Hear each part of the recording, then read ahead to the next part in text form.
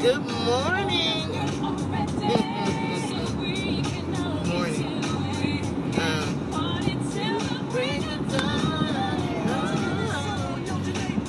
So I always love to post like my old memories, because I be curious, like, what was I thinking, or what was I praying about, or what kind of messages was God trying to send me at this exact time 2, 3, 4, 5, 10, 15 years ago. Like, I love the little memories that Facebook does, so you can see what you were thinking about, or what was in front of you, or what we was doing, at that exact time last year. What's that, Ebony? Ooh, snap. I was supposed to stop at home. Yeah, I'll call you. I forgot, Ebony. I got right up. I'll get with you. Good morning, Valerie. So, I love sharing those little memories. Yeah, it's like, so I just happened to share one just now,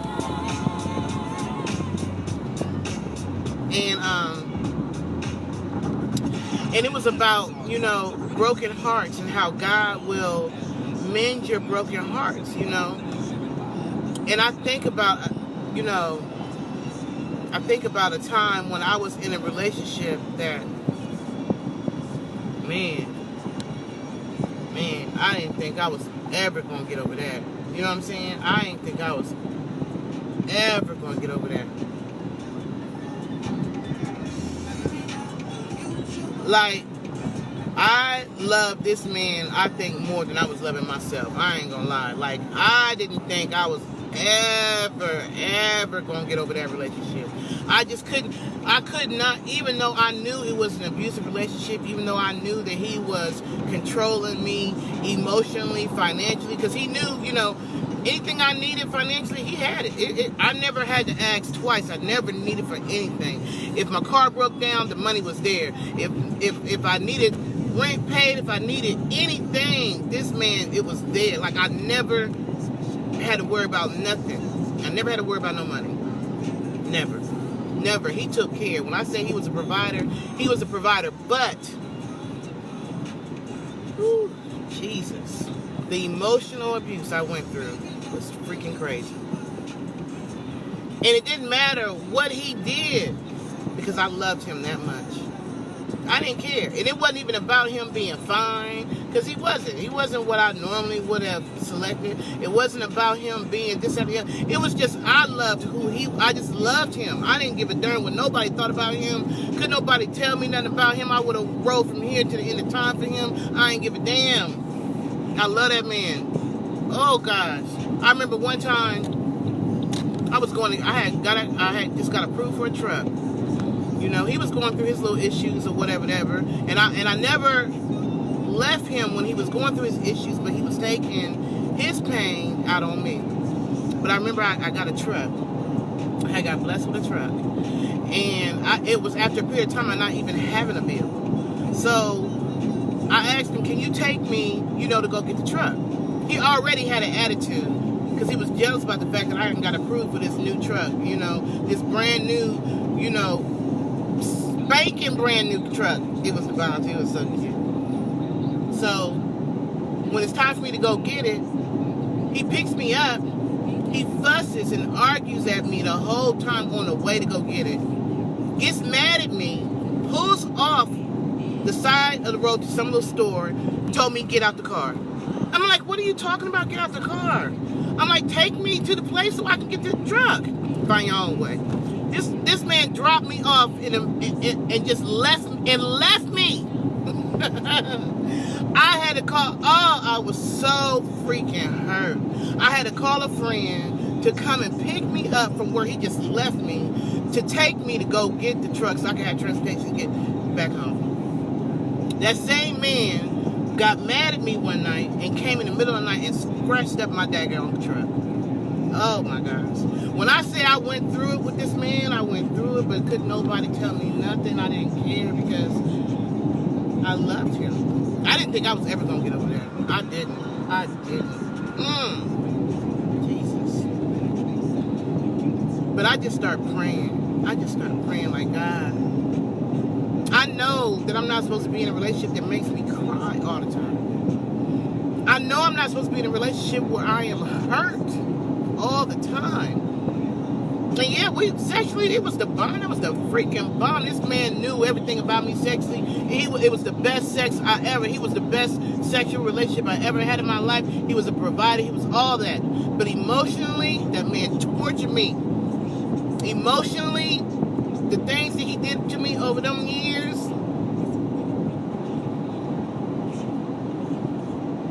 I had to pray. God knows I had to pray.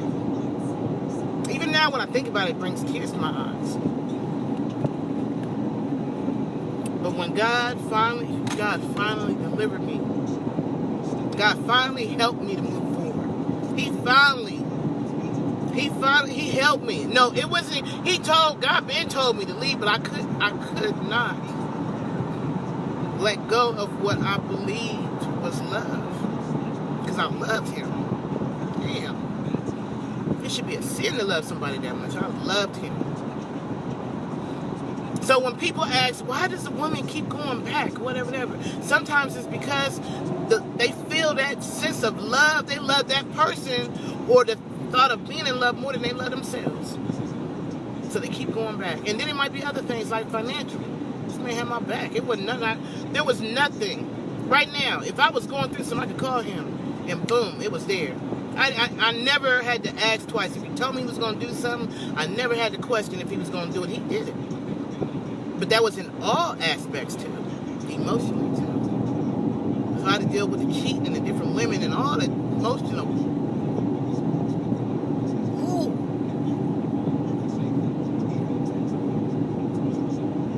But God delivered me from that. But then he delivered me from it. I started actually moving forward and trying to date other people and just trying to really get him out of my system. But that hole was still there. Like, we lived in different states. I wouldn't see him for 2-3 months at a time, and you best believe I wasn't sleeping with nobody for 3 or 4 months at a time. I didn't get him if it took a year. I wasn't sleeping with nobody else but him. I would wait for him to come. He could have been sleeping with everybody and everything up under the sun in that time. But me, that hold he had over me, that love I felt for him, I wouldn't.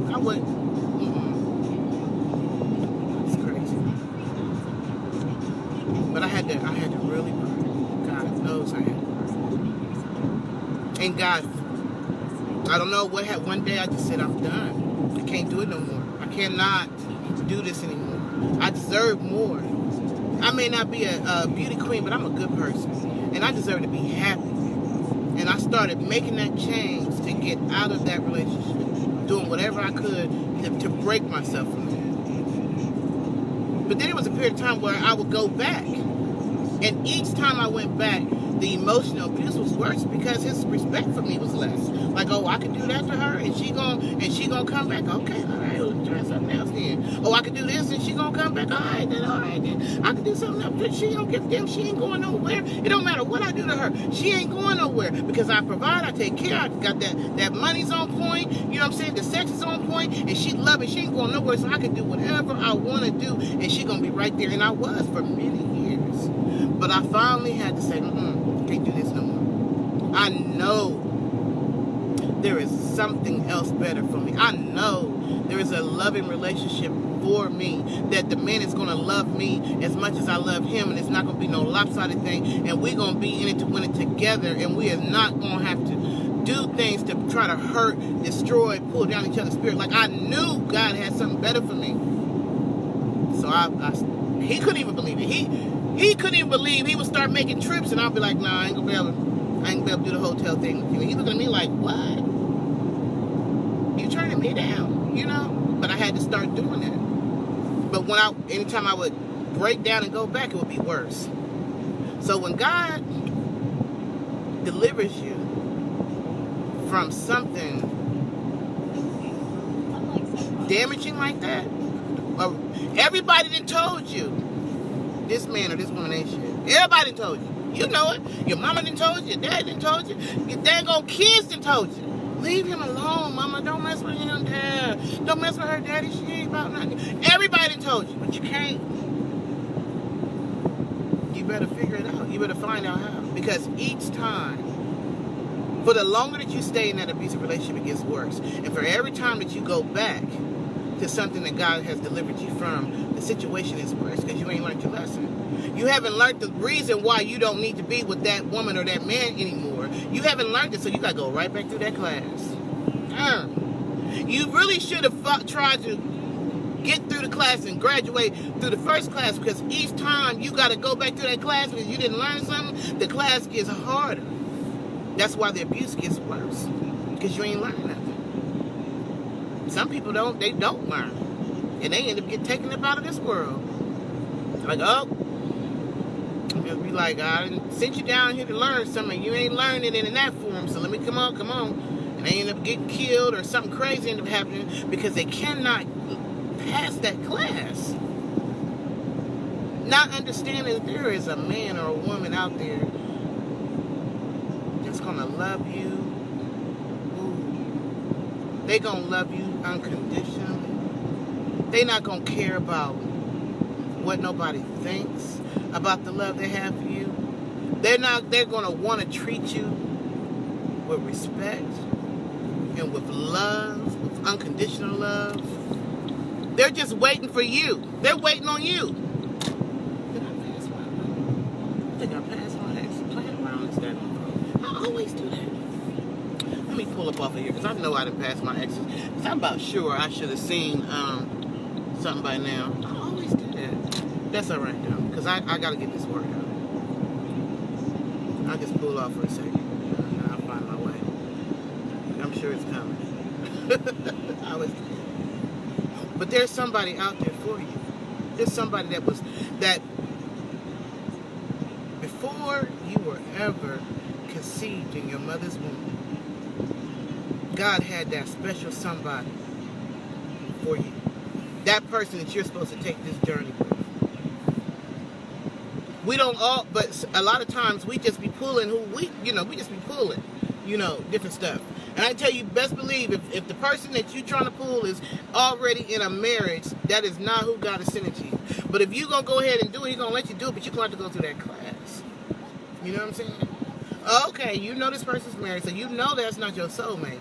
But he looked good. Ooh. And that sexual chemistry between y'all is the bomb. Okay, all right. So you decide you want to sign up for that class anyway? All right, go ahead then. Go ahead, sign up for the class. Sign up for the class of pain, depression, anxiety, and all that goes with that class, because you already knew before you signed up what lessons you need to learn, because that was not the right choice. So go ahead and sign up for the class. I had to learn to let go of him, and then I had to trust God. The beautiful thing about trusting God is that and writing the vision and making it plain and saying, okay, God, well, this is what I would like to happen to me, and I want this. I want compatibility. I want somebody who's going to understand me, and I'm going to understand them. I want someone who we have the bomb communication where we can truly talk to each other. I want someone who, doesn't care about, if I got on makeup or if I don't wear makeup, if my hair nappy or if it's beautiful. They love me, the inner me, who I am. Writing the vision, making it plain, asking God for the things that you want in your mate, and then waiting for him. Wait. Why you rushing? Why you just jumping with JoJo because JoJo said you got a big butt? Why you just running to little Lisa just because little Lisa, got big breasts and smiling at you? That is not who God got for you. That's not who God got for you. That's not your soulmate. You're going to know your soulmate. You're going to know your soulmate because it's going to be a connection that you are not going to be able to deny. You're going to feel it. The Holy Spirit going to say, she the one. The Holy Spirit going to say, he the one. There's going to be a connection that you've never had with anybody else. You're going to know when your soulmate comes, and it ain't going to be no confusion and craziness and sneaking and tripping and teaking and all that BS and fighting and all that drama. It's not going to be associated with your soulmate. Not with the one that God got for you.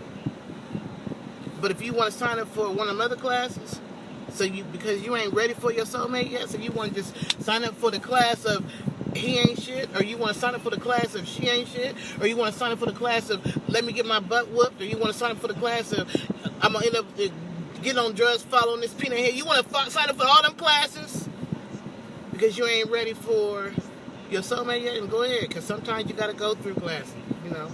Like, you got to go from elementary school to middle school to high school, you know what I'm saying, before you can get to college. So some people ain't ready for the soulmate. They got to learn some lessons. You got to go through some classes. The class I was in, Jesus. And I had to keep going through the class. Damn. I knew he wasn't the one for me the first year. Damn sure knew it the second year. With no doubt about it the third year. But I loved him. Even when I left, I would go back because that love, you know. Or that's what I thought it was love. But was it really love? Or was it dependency? Was it really love? Or was it emotional bondage? Was it really love? If that's love, if that's what love is, I don't want no more of that. Jesus, no. That's what made me, in all honesty, when I wrote the book, This Can't Be Love, I was in the middle of that. Ooh, Jesus. Nobody even knew, even when I was filming, I was still in the middle of that. And I couldn't release myself. So, praise God, I'm through that. I always felt like a lot of the reason why he didn't allow this movie to come out is because how can I come out and testify and give testimonies about leaving Abusive if I'm still in it? How can I come out and speak to women and say, you can have the faith and the power to lead these abusive relationships if I can't? So I had to leave that. I had to be free of that first. God was not about to allow me to put that movie out until I was free. And I was so happy to say I'm free now. Jeez, I am free now. I think what hurts me more is that I spent so much time in that class because I couldn't catch the concept. I could write about it, but I couldn't act on it. So now I'm out of that class. And the most beautiful thing about graduating from a class or getting through a storm or learning your lesson or, you know, whatever. The beautiful thing about getting to the end of the rainbow is there's always a blessing of some type for getting through it, for finally passing the class. There's a rainbow. There's a blessing. Whatever that blessing is, the freedom, the emotional freedom. I am so free emotionally. I am not in bondage to nothing and no one emotionally, and that is such a beautiful feeling. I can go home and sleep at night peacefully, and there's no drama whatsoever in my life. Yeah, I got my hang-ups. I got issues I'm going through, stuff I'm dealing with on, you know, as far as in my life, but not on that level. I am no longer in bondage on that level. I am no longer in that prison. God freed me from that. I can look at him now and be like, yeah, you good. No. Sorry, bro. I can't never go that way again. It's a wrap. Okay, thank you. All right, then. See you later. And keep right on moving and not feel nothing. God released me from that prison. And I never thought I would ever be free. And the feeling of freedom is so beautiful. It is amazing. So now I'm free enough where I'm able to love someone. I'm able to love someone. I'm able to be open to love, and I don't have that emotional baggage anymore. I had to go through my own series of classes. I did. So now I don't have time for no BS. If I see you coming with BS, I'm about to be doing that. I'm not in the mood. I'm not into no, come on, I just want to screw you type things. Keep them, no, go ahead. I ain't for all that either. You know what I'm saying? I'm past all them classes. I ain't about to do that class again. I'm not. I know what I want. I know what I want. I wrote my vision, I made it plain, and I'm not settling for anything less. So any people who come to me, I'm not single just because nobody's attracted to me. That's not why I'm single. If I wanted me a pillow mate, I can have one. It ain't hard to get a pillow mate. You know what I'm saying? If I just want somebody to come and screw me and lay a couple of dollars to help me pay rent, whatever, I can have that. That ain't hard to find. That ain't hard to find for somebody that's ugly and 500 pounds. It ain't. Meaningless sex is not hard to find. You know what I'm saying? I'm single because I wrote my vision and I made it plain. And I'm not willing to go back through any of them classes that I graduated from. And I'm waiting for the one that God says, this is your husband. And when God tells him, this is your wife, that's when I will no longer be single. But until then, I'm good with being celibate. Do I miss sex? Oh, gosh. I enjoy sex. I don't care. I don't care, church people. I don't give a damn. I enjoy sex. To me, sex is a way to spiritually just become one in a way that cannot be explained. I enjoy sex, but have I had sex? I ain't had sex. I'm almost forgetting what it's like. But that's okay. Because when I do become intimate again, it's going to be with the person that God says, he's the one. And he's going to know she's the one. And if that means being celibate until the end, I'm good with that. I'm okay with that. I don't have a problem with that. Because I know that when I do have sex again, it's going to be it's going to be all that in a bucket of chips, because it's going to be love there. He's going to be what I need. I'm going to be what he needs. And we're going to have that emotional connection that is like no other, so that when we come together on an intimate level, it's going to be amazing. Yeah. Oh, yeah, I love sex. But I ain't had it in, has it been a year? I feel like it. But that's okay, though. Because I ain't going back through none of them. No, I'm done with them classes.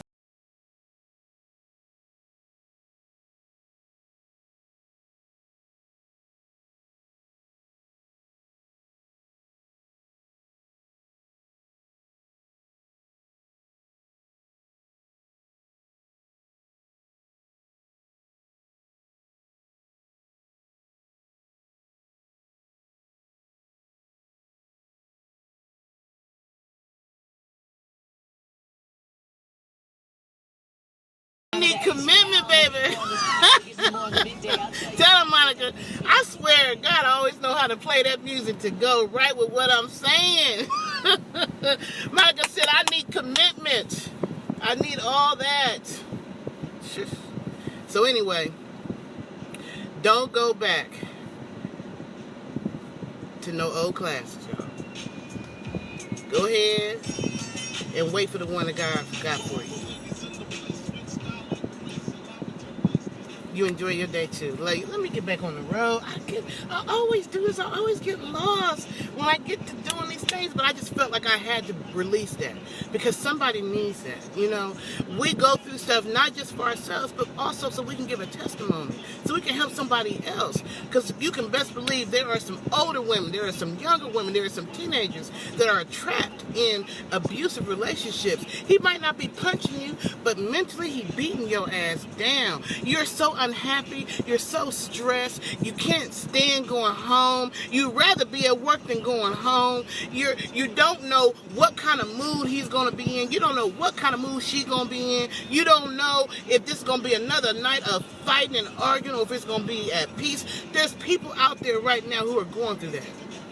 So God has sent me to tell you, as a survivor, he got something so much better for you. You just got to trust him. Take that step of faith. I know it's hard. But you got to do it because there is life on the other side of this relationship. You, my man, there's a queen out there for you. You, my friend, there's a king out there waiting on you to release this joker. But you're not going to see him or you're not going to meet her until you let go of him or her, because they are blocking your blessing. They are blocking the one that God got for you. The one that God got for you is waiting on you, but he's not going to release him or her to you until you let go of this joker or that trick. I'm not in bondage no more, y'all. I'm free. So if you're in bondage, all I can tell you is you need to break free. You need to break free. Break free. Come on, you can do it. Get out. Climb out the window. I don't know what the hell. Get up out of there. Y'all have a good day.